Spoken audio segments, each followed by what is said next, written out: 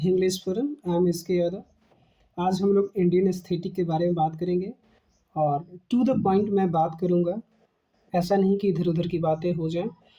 और ये पूरा वीडियो जो होगा 15 से 20 मिनट के आसपास जाएगा। अगर 15 से 20 मिनट आप देख लेंगे, 10 पेज का ये है, तो इसमें सारे इंडियन एस्थेटिक के जितने भी राइटर्स हैं वो कवर कर रहे हैं।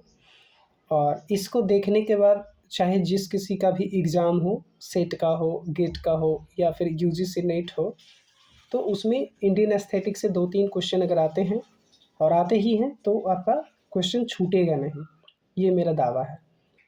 और इसके बाद हम लोग बात करें तो इसमें टू द पॉइंट ही केवल मैं वर्क्स के बारे में बात करूँगा। उनकी जो थियरी है वो बाद के वीडियो में सेपरेट बना दूँगा। और ये मेरा प्रयास है कि आने वाले 2025 का जून में जो एग्ज़ाम होने वाला है नेट, उसमें मैं कुछ विद्यार्थियों को, कुछ हमारे साथियों को सहयोग कर सकूं, इसलिए मैं ये वीडियो बना रहा हूं। और इसके बाद मैं फिर दूसरे वीडियो लाऊंगा। अभी फ़िलहाल बात करते हैं इंडियन एस्थेटिक्स पे। फर्स्ट, इंडियन एस्थेटिक की अगर हम लोग बात करें तो भारता, जो कि भरता मुनि के नाम से, भरत मुनि के नाम से भी जाना जाता है। इन्होंने नाट्य शास्त्र लिखा है, जिसको नाट्य शास्त्र को 5वां वेद भी माना जाता है। और ये कवर करता है ancient Indian dance, dramaturgy, poetics and music को। नेक्स्ट वीडियो में हम कोशिश करेंगे कि नाट्य शास्त्र का एक स्पेशल वीडियो हो, या फिर आप लोग किसी दूसरे वीडियो से नाट्य शास्त्र के बारे में देख सकते हैं। Next, Abhinava Gupta. Abhinava Gupta belongs to the 1950 to 1016 CE, philosopher, mystic and aesthetician from Kashmir. Okay, तो कश्मीर से ये बिलोंग करते हैं। Consider influential musician, poet, dramatist और तरह लॉजिशियंस वगैरह जो कुछ भी हैं। ये अपने जीवन में 35 वर्क्स लिखे और इनका लार्जेस्ट और मोस्ट जो फेमस वर्क है वो तंत्रलोका है। तंत्रलोका जो है इंसाइक्लोपीडिक ट्रेटाइज है किस पे, practical aspects of call and तरीका, जो कश्मीर का सैवरिज्म है। इस पर हम ज़्यादा बात नहीं करेंगे क्योंकि ये उतना मोस्ट इम्पोर्टेंट वर्क नहीं है। इनका मोस्ट इम्पोर्टेंट जो वर्क है वो है अभिनव भारती। अभिनव भारती के लिए जाने जाते हैं फिलॉसफी में। और इनका अभिनव भारती जो था वो कमेंट्री था नाट्य शास्त्रा पे। ठीक है, इनका मोस्ट फेमस जो ये टर्म है शांत रसा, इन्होंने ही ऐड किया था। तो ये आपको याद रखेंगे, नेट में ये आता है कि शांत रस किसने दिया है, किसने ऐड किया है। तो अभिनव भारती इनका वर्क हो गया फेमस, और इनका जो फेमस टर्म हो गया वो शांत रसा हो गया। नेक्स्ट हम लोग बात करेंगे आनंदवर्धना का। जो आनंदवर्धना 1820 to 1890 CE, काश्मीरी ये भी थे, कोर्ट पोएट थे, literary critic, honoured with the title of Rajanaka during king Avantivarman's reign. Anandavardhana author. अब आनंदवर्धन का जो मोस्ट फेमस वर्क था ध्वनिलोका, इसी को हम दूसरे नाम से ए लाइट ऑन सजेशन, ध्वनिलोका मीन्स ध्वनि। तो ये आप सब टाइटल के तौर पे याद रखेंगे क्योंकि नेट में क्वेश्चन आया था कि who was written Dhvanyaloka, articulating philosophy of aesthetic suggestion. ध्वनि व्यंजन के बारे में ध्वनिलोका में बात किया गया है। ध्वनिलोका मीन्स ध्वनि, तो सिंपल हम समझ सकते हैं। आनंदवर्धना क्रेडिटेड विथ क्रिएटिंग द ध्वनि थियरी, ध्वनिलोका ध्वनि। ही रोट दैट ध्वनि मीनिंग साउंड और रेजोनेंस इज द सोल और इसेंस ऑफ पोएट्री। ये कहते हैं ध्वनि थियरी में कि जो सोल है या इसेंस है, आत्मा है काव्य का, वो कौन है? वो ध्वनि है। ध्वनि जो है सोल है। जैसे plot is the soul of tragedy, just like that essence, or so dhwani is the soul of the poetry according to Anandavardhana. So when the poet writes, said Anandavardhana, he creates a resonance field of emotions. To understand the poetry, the reader or hearer must be on the same wavelength. तो जिस तरीके से लिखा जाता है उसी तरीके से सुनने वाले और पढ़ने वाले अगर हों तो उस तरीके से जब सुनेंगे पढ़ेंगे तो तब जा कर के इसेंस उनको मिल पाएगा पोएट्री का। फिर इनका अगर हम लोग बात करें तो the complete Dhvanyaloka together with Abhinava commentary on has been translated into English by Sanskrit Daniel H.H. Ingalls. Daniel H.H. Ingalls जो था अभिनव गुप्ता का ध्वनि लोका जो था आनंदवर्धन का, ये ट्रांसलेट किया था इंग्लिश में। आनंदवर्धन के बारे में अगर बात करें तो कल्हाना का राजतरंगिणी है, ये भी काफ़ी फेमस है। कल्हाना और राजतरंगिणी इनका फेमस वर्क है, तो उनमें आनंदवर्धना मेंशन्ड है। ठीक है, फिर आगे हम लोग देखेंगे कि he was noted not have cited और commented on Dandi's work, instead preferring Bhamaha और उद्भटा। भामह राइटर हैं और उद्भटा भी हैं, तो उनका ये क्या करते हैं कि प्रेफर करते हैं। तो नेक्स्ट हम देखें कि the philosopher Abhinava Gupta 950 to 1016 C wrote an important commentary. अब अभिनव गुप्ता के बारे में हम देख रहे हैं, तो अभिनव गुप्ता कमेंट्री किए हैं किस पे? ध्वनिलोका पर। अभी हम लोग ध्वनिलोका पढ़ा आनंदवर्धना का, तो उस पर ये कमेंट्री किए लोकना और लोचना भी कह सकते हैं। लोचन, लोचन मीन्स आई होता है, ऐसे ही लोकना कोई कोई पढ़ देता है, लेकिन च पढ़ा जाएगा। सी यहाँ अगर होगा इंडियन एस्थेटिक में तो उसको च हम लोग पढ़ते हैं। जैसे CARUDATA, कारू दत्ता उसको हम पढ़ेंगे, और फिर चारू दत्ता भी पढ़ते हैं। तो लोचन और द आई, ये आपका टाइटल है अभिनव गुप्ता का, जो कि कमेंट्री है ध्वनिलोका पे, याद रखेंगे। Next writer Bhamaha 7th century का है, Sanskrit poetician, believe to be contemporaries of Dandin. Dandin का contemporary, he is noted for writing work called Kavya Alankara. तो भामह का काव्य अलंकारा है, इंग्लिश में इसको हम मीनिंग देखें तो द ऑर्नामेंट्स ऑफ पोएट्री। काव्य अलंकार, अलंकार मीन्स ऐसे भी हम लोग जानते हैं कि वो ऑर्नामेंट्स ही होता है, अलंकार ज्वेलर्स इस तरीके का नाम होता है। Known reputation until manuscript of the Kavya Alankara comes to the attention of scholars in 1900। तो ये जो काव्य अलंकारा है उस टाइम पे तो लाइट में नहीं आया, लेकिन 1900 में काव्य अलंकारा को लोगों ने बहुत पढ़ा और जाना इसके बारे में। काव्य अलंकारा की अगर बात करें तो ये 6 परिच्छेद में बांटा हुआ है। परिच्छेद इज इक्वल टू चैप्टर्स, तो 6 चैप्टर में इसको बांटा गया है। फिर हम लोग अब बात करेंगे कुंतक का। कुंतक भी संस्कृत पोएटिशियंस, लिटरेरी थियोरिस्ट हैं। इनका जो मेन वर्क होगा वक्रोक्ति जीवितम है। अच्छा, ये जो वक्रोक्ति जीवितम, जो ये कलर है, ये कलर जितना भी मैंने किया है वो सब इम्पोर्टेंट वर्क है और रेड वाले राइटर से किया है, तो ये वर्क पे आप खास ध्यान देंगे, इसको याद रखेंगे। इन विच द पोस्टुलेट द वक्रोक्ति सिद्धांत, वक्रोक्ति जीवितम में ही वक्रोक्ति सिद्धांत दिए, थ्योरी ऑफ ऑब्लिक एक्सप्रेशन। अब वक्रोक्ति सिद्धांत नेक्स्ट वीडियो में सेपरेट बनाएंगे, अभी हम लोग बस इतना टर्म्स जान लेंगे और इनके वर्क के बारे में जान लेंगे। ठीक है, फिर ये कब से कभी इनका स्पेन रहा है, तो 950 से 1050 रहे हैं आनंदवर्धन के टाइम में, जो कि 19th सेंचुरी, और अभिनव गुप्त 10th सेंचुरी में थे। तो इन दोनों के आसपास ही रहे हैं, आनंदवर्धन और अभिनव गुप्त के समय में। और कमेंट्री किए थे धनंजय और राजशेखर के। अब इनका जो लैंग्वेज है वो 6 लेवल लैंग्वेज बताते हैं। पहला क्या है? द फोनेटिक लेवल, वर्ण विन्यास जिसको हिंदी में कहेंगे। द लेक्सिकल लेवल्स, पद पूर्वधा, अब हिंदी में थोड़ा सा वो दिक्कत हो रही है। द ग्रामेटिकल लेवल, पद प्रधा। The sentential level, vakya, sentence vakya, ये तो समझ में आ रहा है। The contextual level, prakarana. और finally the compositional level, prabandha composition. तो 6 भागों में इन्होंने लैंग्वेज को डिवाइड किया है। अभिनव गुप्त नहीं, ये जो वक्रोक्ति जीवितम कुंतक लिखे, आचार्य कुंतक, आचार्य के नाम से भी जाने जाते हैं। नेक्स्ट राइटर हैं ममता भट्टा, 11th सेंचुरी, काश्मीरी थे, संस्कृत तो हैं ही। इनका काव्य प्रकाशा, जो लाइट ऑन पॉलिटिक्स, काफ़ी फेमस वर्क है। ये इनको मैच करने के लिए आता है, पिछले एग्जाम में ही आया है जून वाला में, कि हु रोड द काव्य प्रकाशा, मैच द फॉलोइंग। तो ममता भट्टा ये एम्फसाइज करते हैं कि रस ध्वनि है वो पोएम में इम्पोर्टेंट है, रस पे और ध्वनि पे, रसा ध्वनि के बारे में ज़्यादा इम्पोर्टेंट करते हैं कि ये इम्पोर्टेंट है। Next writer Vishwanath Kaviraja, most widely known for his masterpiece in aesthetics, Sahitya दर्पण।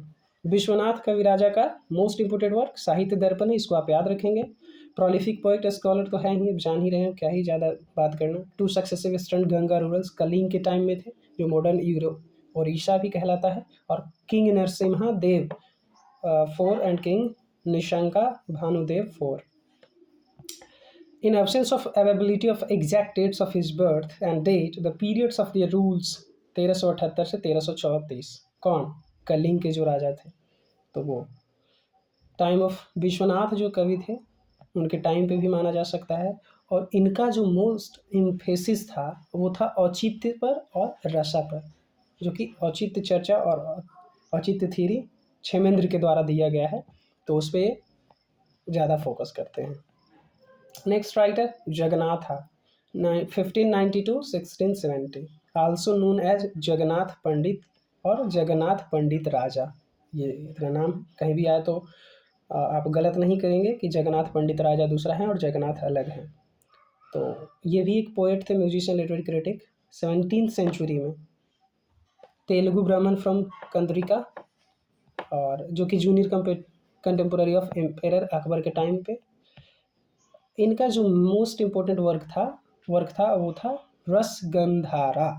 रसगंधारा, a work on poetic theory. ठीक है। As a poet he is known for writing Bhamini Vilasa, एक ये भी वर्क है Bhamini Vilasa, the sport of the beautiful lady Brahman. He was granted the title of Pandit Raja by Mughal emperor Shahjahan. Shahjahan ने इन्हें पंडित राजा कहा था, कोटरे से पहले। ठीक है। Next writer Rajasekhara, the 10th century, Maharashtra Prakrit और संस्कृत पोएट है, ड्रामेटिस्ट एंड क्रिटिक भी हैं। कोर्ट पोएट थे, प्रतिहार ऑफ कन्नौज के कोर्ट पोएट थे। ही रोट काव्य मीमांसा, काफ़ी फेमस वर्क है राजशेखर का काव्य मीमांसा, याद रखना, 880 से 920 CE में। ये वर्क जो था, the work is essentially a practical guide for poets that explains the elements and composition of a good poem. तो जैसे अरिस्टोटल का पोएटिक्स में ट्रेजेडी के बारे में बताता है, उसी तरीके से काव्य मीमांसा में बताते हैं कि how to compose a poem, which type of word, which type of theme, which type of materials you should use to write a poem. तो ये सजेस्ट करते हैं कि how to write a best poem. He is most noted for the Karpura Manjari. Next इनका जो work है वो है कर्पूर मंजरी। कर्पूर मंजरी भी काफ़ी फेमस वर्क है। ये एक प्ले है written in Maharashtri Prakrit, play to please his wife. ये पहला ऐसे इंडियन एस्थेटिक राइटर हैं जो अपने वाइफ को प्लीज करने के लिए कर्पूर मंजरी एक प्ले लिखे हैं। इनकी वाइफ का नाम अवंती सुंदरी थी। He is perhaps the only ancient Indian poet to acknowledge his wife for her contribution to his literary career। और उसमें अवंती सुंदरी के बारे में बताते हैं कि कैसे अवंती सुंदरी ने इनको लिटरेरी वर्क में हेल्प किया है। तो कर्पूर मंजरी डेडिकेटेड है अवंती सुंदरी को, याद रखेंगे। नेक्स्ट है क्षेमेंद्र। क्षेमेंद्र 990 से 1070 11th सेंचुरी के Sanskrit polymath, poet, satirist, philosopher और historian, dramatist, translator, art critic, Kashmir से हैं। इनको व्यासदास भी कहा जाता है। क्षेमेंद्र को व्यासदास, तो कन्फ्यूजन नहीं होगा, व्यासदास इज इक्वल टू क्षेमेंद्र। औचित्य विचार चर्चा इनका वर्क है और औचित्य थियरी इन्होंने दिया। अभी मैंने ऊपर बात किया था कि औचित्य थियरी के बारे में बात कर रहे हैं, तो जो औचित्य थियरी है वही डेकोरम है जो होरेस ने दिया है। इसको हम बाद में बात करेंगे कि औचित्य क्या है, थियरी क्या है, औचित्य थियरी क्या है और डेकोरम क्या है। फिर नेक्स्ट राइटर हैं Kalhana. Kalhana was the author of Rajatarangini, river of Kings, an account of the history of Kashmir. He wrote the works in Sanskrit between 1148 and 1149। तो राजतरंगिणी में हिस्ट्री ऑफ कश्मीर आपको मिलेगा देखने के लिए कल्हाना का, तो ये आप याद रखेंगे। ठीक है। भर्तृहरि 5th सेंचुरी CE का। भर्तृहरि भी काफ़ी फेमस हैं। तो इनका जो देखा जाए तो 5th सेंचुरी में माने जाते हैं उज्जैन, मालवा, जो कि Madhya Pradesh, India. Decided to leave monastic life, find a higher meaning but was unable to detach from worldly life. ये चाहते थे कि हम एक मोनास्टिक लाइफ जिए, दुनिया से, जो दुनिया का प्लेजर है उससे डिटैच हो जाए, लेकिन नहीं हो पाए, ऐसा नहीं कर पाए। He lived as a yogi in Ujjain until his death, लेकिन योगी बन करके इन्होंने अपना पूरे जीवन को बिताया। और इनका जो बेस्ट वर्क है वो है Vakyapadiya, it treatise on sentence and words. Vakyapadiya, इसमें दिखाया गया है कि वाक्य कैसे बनाना है, सेंटेंस कैसे बनाना है, इन्होंने बताया इसमें। नेक्स्ट इनका वर्क है महाभाष्य टीका, ए कमेंट्री ऑन पतंजलि महाभाष्य। महाभाष्य टीका जो कमेंट्री है पतंजलि के महाभाष्य पे। फिर अगला है वाक्य पढ़िया वर्ड थे, ए कमेंट्री ऑन वाक्य पढ़िया कांड 1 और 2 में। तो ये भी एक वर्क है इनका। फिर नेक्स्ट वर्क इनका है शब्द धातु समीक्षा शब्द धातु समीक्षा। और फिर नेक्स्ट इनका वर्क है शतकत्राया। अब थोड़ा सा संस्कृत में लिखा है तो पढ़ने में दिक्कत हो रही है। तो ये हैं स्फोटा थ्योरी के लिए ऐसे जाने जाते हैं ये, ठीक है। मोस्ट इम्पोर्टेंट स्फोटा थ्योरी, स्फुटन जिसको हम लोग बोलते हैं, जो में नहीं निकलती है। तो भर्तृहरि को हम लोग स्फोटा थ्योरी के लिए जाने जाते हैं, जो कि स्फोटा थ्योरी वही है जो speech act theory J L Austin का है, और स्पीच एक्ट को ही सेस्योर लोगोसेंट्रिसिज्म कहा है। तो ये तीनों में से कोई एक भी आपको आता होगा तो तीनों को आप एक साथ रिलेट कर सकते हैं कि स्पीच एक्ट थ्योरी क्या है, स्फोटा थ्योरी वही है, और लोगोसेंट्रिज्म भी वही है। नेक्स्ट राइटर हैं भाषा जो कि प्ले राइट हैं संस्कृत के, और ये कालिदास से पहले के माने जाते हैं, 4th सेंचुरी में माने जाते हैं, और 13 प्ले इन्होंने लिखा है। और इनका जो मोस्ट इम्पोर्टेंट वर्क है यही है Urubhanga Karnabhara only tragic Sanskrit plays in ancient India. तो अगर ट्रेजिक एंशिएंट इंडिया में ट्रेजिक प्ले की बारे में बात करें तो ओनली यही दोनों है केवल, उरुभंगा और कर्णधारा। नेक्स्ट इनका एक और है चारुदत्ता काफ़ी फेमस और काफ़ी अच्छा वर्क है, मैंने इसको पढ़ा तो काफ़ी मज़ेदार आया।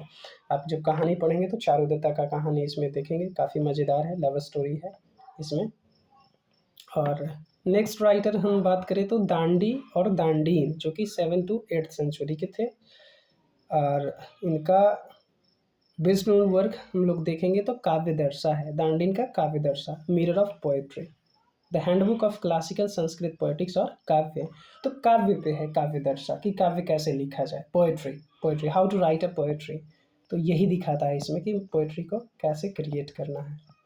नेक्स्ट राइटर हैं भवभूति, जो कि 8th सेंचुरी के scholar, and they are noted for his plays and poetry written in Sanskrit. तो his plays are considered the equal of the works of Kalidasa. तो जिस तरीके से कालिदास का वर्क था उसी तरीके से भवभूति का भी था। Is known as the poet of karuna rasa. जब इनके वर्क हम लोग पढ़ेंगे तो करुणा उत्पन्न होगा। तो और इनका वर्क जो है उत्तर रामचरित है, जो कि बेस्ड ऑन वाल्मीकि रामायण पे है। तो ये आप ध्यान रखेंगे कि भवभूति का उत्तर रामचरिता है, करुण रस के लिए जाने जाते हैं। नेक्स्ट राइटर हैं सोमदेवा, आल्सो नोन एज सोमदेवा भट्टा, 11th सेंचुरी के राइटर हैं, कश्मीर से। कथा सरित सागर के लिए सोमदेवा को जाना जाता है, तो याद रखेंगे, ज़्यादा कुछ नहीं, कथा सरित सागर। धनंजय 10th सेंचुरी के हैं, दास रूपकम के लिए जाने जाते हैं, और ये आपको ट्रेटाइज है on the structure of Indian theatre कैसा होना चाहिए उस पर इन्होंने दास रूपकम लिखा। He was the court poet of king Munja, a ruler of the Paramara dynasty. बस ज़्यादा नहीं याद रखना है यही। Dasarupa treatise on the structure rules for popular theatre and drama presentation. अब इसमें 5 स्टेज इन्होंने बताया दास रूपा में कि कैसे कैसे होना चाहिए। तो पहले तो आरंभ होना चाहिए, बिगनिंग, यत्न होना चाहिए, एफर्ट, प्रत्याशा होना चाहिए, प्रोस्पेक्ट्स ऑफ सक्सेस, नियतापि, सर्टेनिटी ऑफ सक्सेस, और फैलेग्मा, अटेनमेंट ऑफ द रिजल्ट। ये जो इम्पोर्टेंट है इसको आप ध्यान रखेंगे, क्योंकि ये जून जो एग्ज़ाम कैंसिल हुआ था 2024 में, उसमें ये अरेंज करने के लिए आया था कि पहले क्या होगा। तो आप ये क्रोनोलॉजी याद रखेंगे, आरंभ, यात्न, प्रत्याशा, नियतापि, फैलेगामा। तो आज के इस वीडियो में इतना ही। जितना भी मोस्ट इम्पोर्टेंट राइटर थे मैंने उनको उनके वर्क के साथ बता दिया है, डिटेल तो नहीं लेकिन टू द पॉइंट, जो कि आपको कहीं से और इंडियन एस्थेटिक पढ़ने की ज़रूरत नहीं है। हाँ, तो 4 चीज़ें हैं, जैसे नाट्यशास्त्र को आप अलग से पढ़ लेंगे, औचित्य थ्योरी हो गया, ध्वनि क्या है, तो इस तरीके का आपको थोड़ा सा डिटेल पढ़ना होगा। रसा थ्योरी के बाद में हम लोग देखेंगे। Thank you for watching this video, और मैं प्रयास करूँगा कि जून में जितना हो सके मैं जून एग्ज़ाम के लिए फ्री ऑफ कॉस्ट हेल्प कर सकूँ। That's all, thank you for watching this video.